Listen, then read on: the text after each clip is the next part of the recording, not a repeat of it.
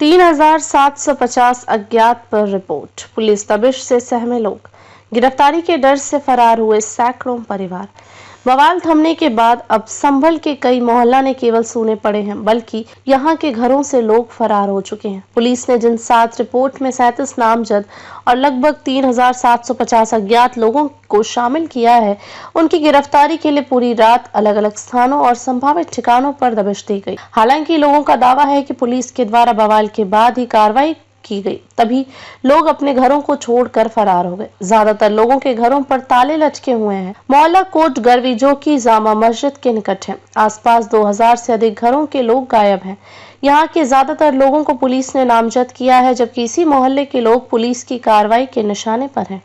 इसके अलावा नखासा क्षेत्र के तुर्तीपुर इलाहा में भी लोग अपने घरों में ताला लगाकर फरार हैं, जिन्हें पुलिस की गिरफ्तारी का भय सता रहा है। पुलिस का मानना है कि रविवार को संभल में हुई हिंसा पूर्व नियोजित थी। इसके लिए न सिर्फ ईंट पत्थर एकत्र कर रखे गए थे, बल्कि ऐसे हथियार भी तैयार किए गए थे शायद अब कहीं नजर नहीं आते। समझा जाता है कि यह तैयारी कुछ दिन पहले ही की गई होगी। हिंसा के दौरान खदेड़े गए उपद्रवियों के जूते, चप्पल व अन्य सामान के साथ ही पुलिस को 2 धारे खंजर जैसे हथियार मिले हैं। इसके दोनों ओर चाकू की तरह तेज धार और बीच में पकड़ने के लिए मूठ बनाई गई है। सर्वे के दौरान एकत्रित हो गए लोग। कोर्ट के आदेश पर जामा मस्जिद के सर्वे के दौरान भीड़ ने पुलिस को निशाना बनाते हुए पथराव किया था। इसके साथ फायरिंग भी की गई थी। इसमें 4 लोगों की मौत भी हो गई थी। उपद्रवियों के पास ऐसे हथियार भी थे जिन्हें भीड़ में प्रयोग कर चंद मिनट में ही तमाम लोगों को घायल किया जा सकता था। पुलिस को दंगाइयों से मिले इस अजीब से हथियार को लेकर कई तरह के कयास लगाए जा रहे हैं। कुछ लोग 2 धारी खंजर बता रहे हैं, तो कुछ लोग इसे हलाड़ी खंजर भी बताया है। पुराने जमाने के इस हथियार का पहले इस्तेमाल होता था, लेकिन अब यह लुप्त हो चुका है। पुलिस का मानना है कि इसे घर में तैयार किया गया है। इसमें बीच में पकड़ने के लिए मूठ भी होती है, जो इसमें नहीं लगी है।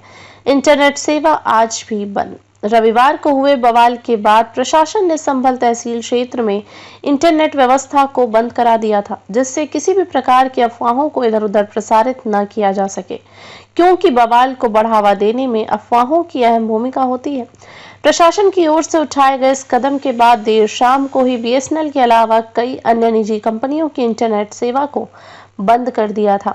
सोमवार की सुबह को लोगों ने सोचा कि अब इंटरनेट सेवा बहाल हो जाएगी, लेकिन दिन भर इंटरनेट सेवा ठप रही। हिरासत में लिए गए 21 लोगों के स्वजन रात भर रहे चिंतित। थाने में की जानकारी, संभल बवाल के प्रकरण में पुलिस के द्वारा कुल 25 लोगों को गिरफ्तार किया जा चुका है, जिसमें 22 संभल कोतवाली पुलिस और 3 नखासा पुलिस से गिरफ्तार किए हैं। 21 लोगों को रविवार को दिन में ही पुलिस के द्वारा हिरासत में लेने के बाद कई परिवार वालों को अपने लोगों की चिंता होने लगी और इधर उधर तलाश में लग गए। जिन लोगों को पुलिस ने गिरफ्तार किया, इसकी सूचना दिन भर स्वजन को नहीं मिल पाई और वह सभी संबंधियों के अलावा इधर उधर अपने परिवार के सदस्यों को तलाशते रहे।